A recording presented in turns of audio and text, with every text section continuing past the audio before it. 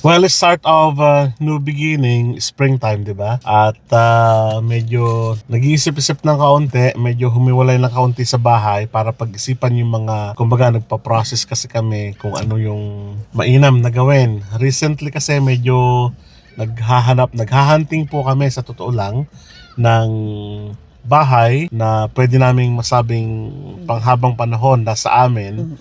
At sa start ng aming paghahanap ay we're very excited, pero may mga bagay talaga na dumarating sa buhay natin na hindi natin inaasahan. Oh, dahil kasi kailan tayo nag-start na maghahanap ng bahay? March or February? I think February ata. February or February. February. February no nag-start na tayong maghanap ng February. ng bahay, oo.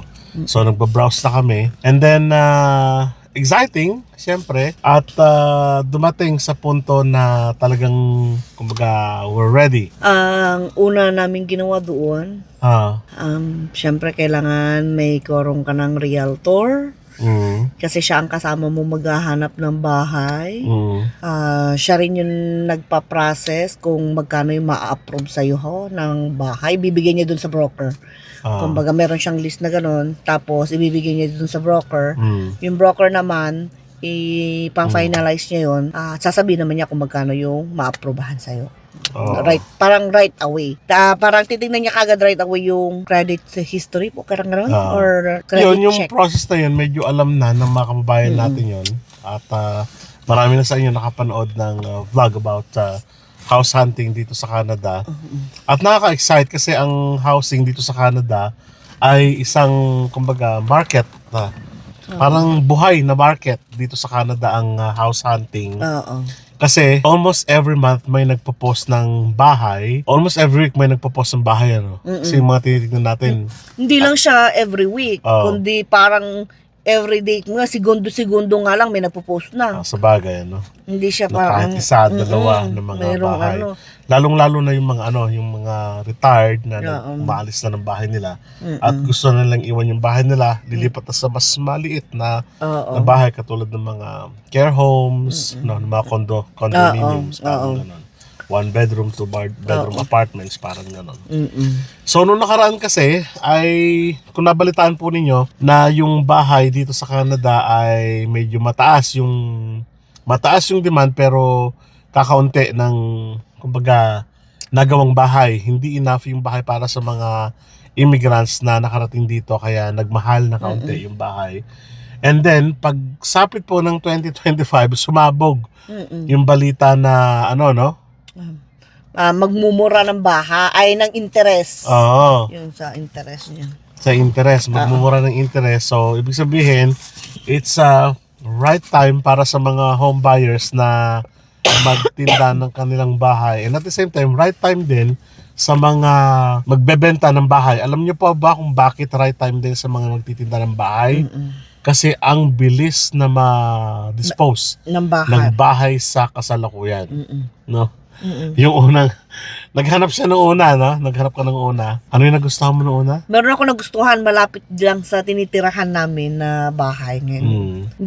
Nung titignan ko na ng kinabukasan, wala na, sold out na. Sabihin ko pa man din sa asawa ko na titignan namin yung bahay na yun kasi ready naman kami doon. So parang tatawagin lang namin yung realtor. Kasi parang hindi ka pwedeng pumunta doon pag wala yung realtor. Na mag-a-assist sa'yo. So 1970s yun na bahay.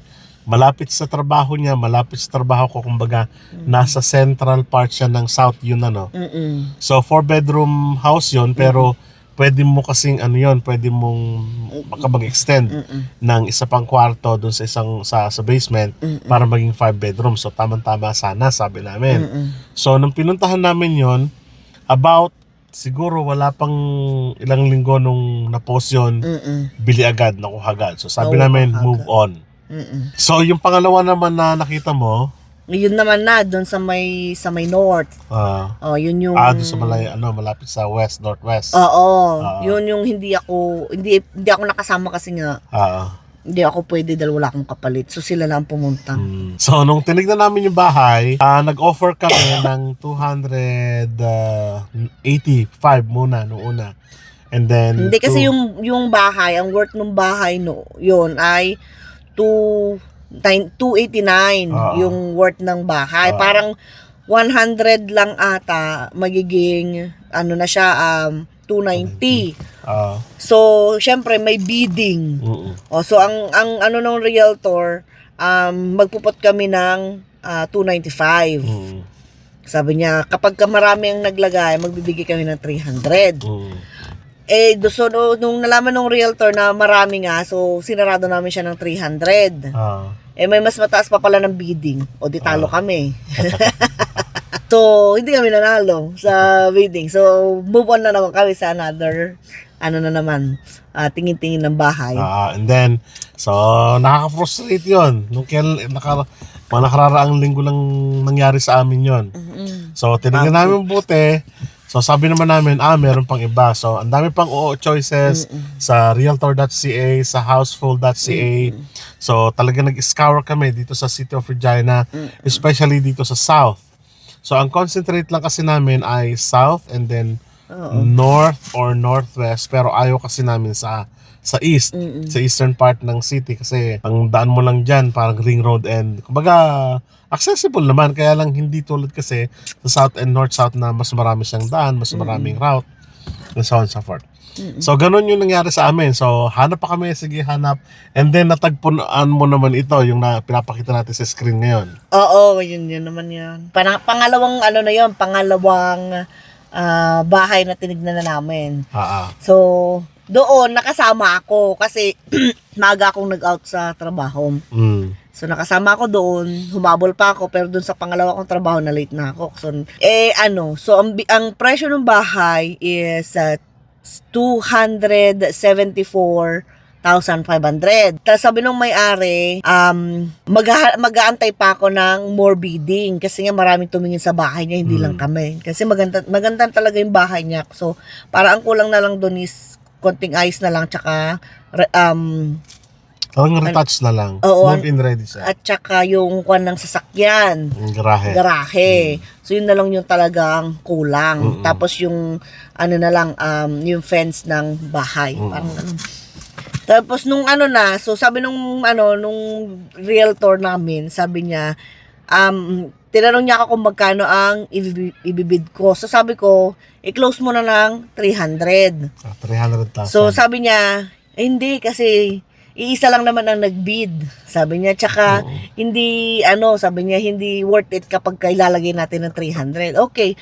So ilagay natin siya sa 290. Pag maraming nag-bid, tsaka tayo maglalagay ng 295. So ang dami namin pinilapan na form, nag-sign kami ng 290, 295 at tsaka 300. Nung ang dami palang nag-bid. So pinalitan niya ngayon, ginawa niyang 300. Dinilagay niya na naman yung inano namin. So sabi niya, so nung wala akong maantay na tawag sa kanya ng 2 hours, gano'n.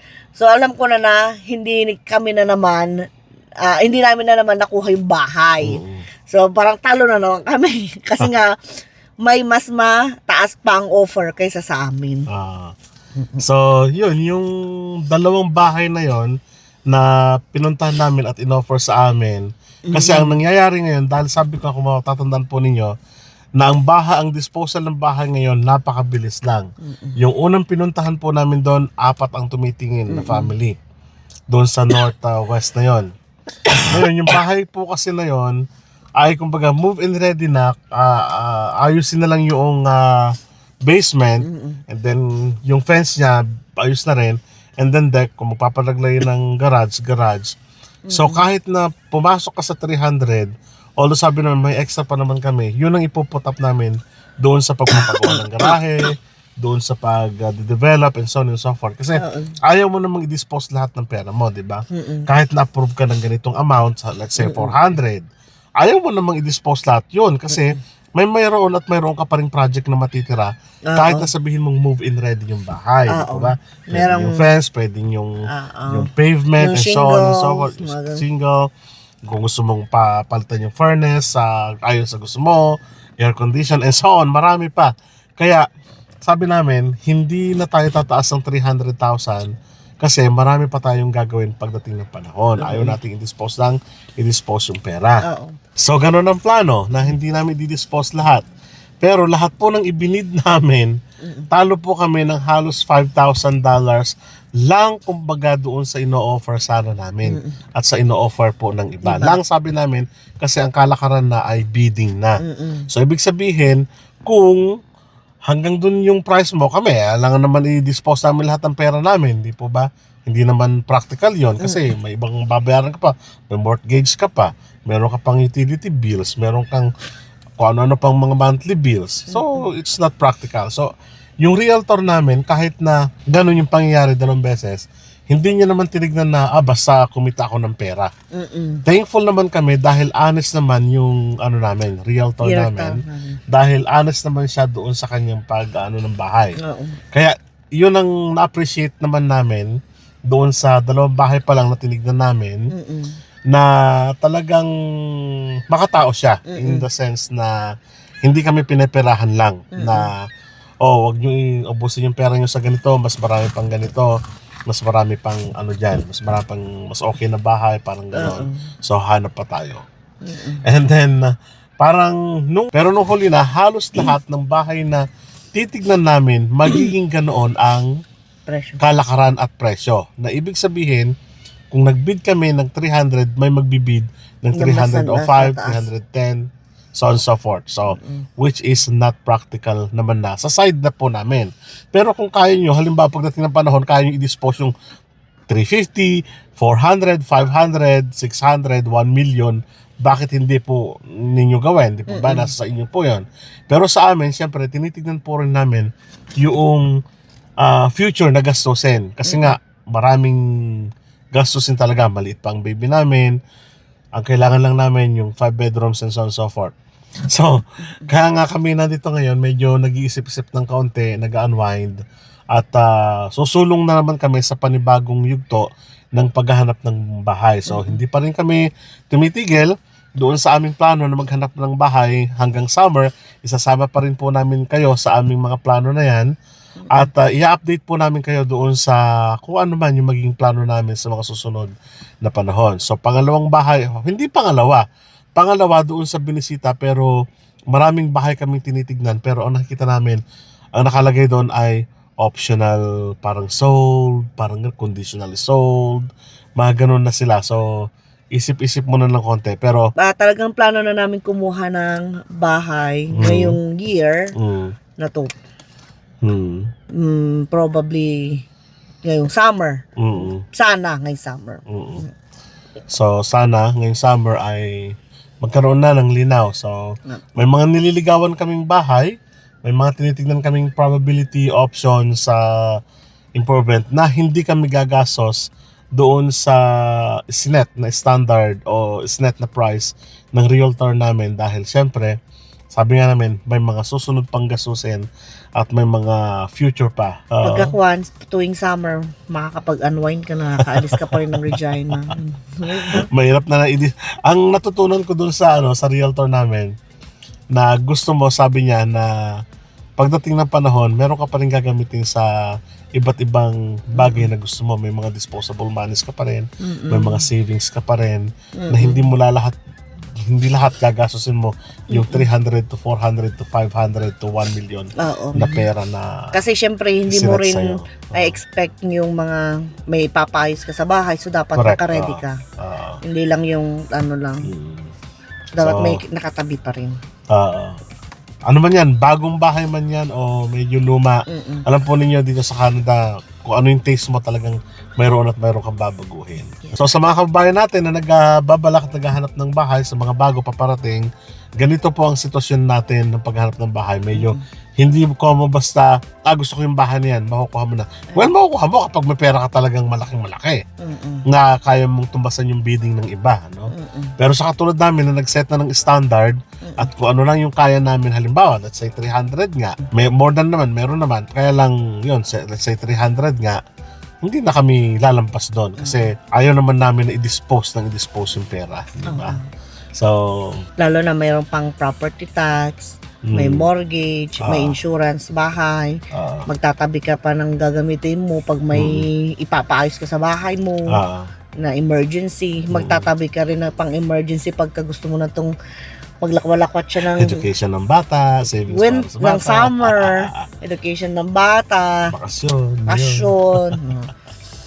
So anyway, patuloy pa rin po na isasama namin kayo sa aming journey sa paghahanap ng bahay dito sa Saskatchewan, sa aming buhay sa Saskatchewan.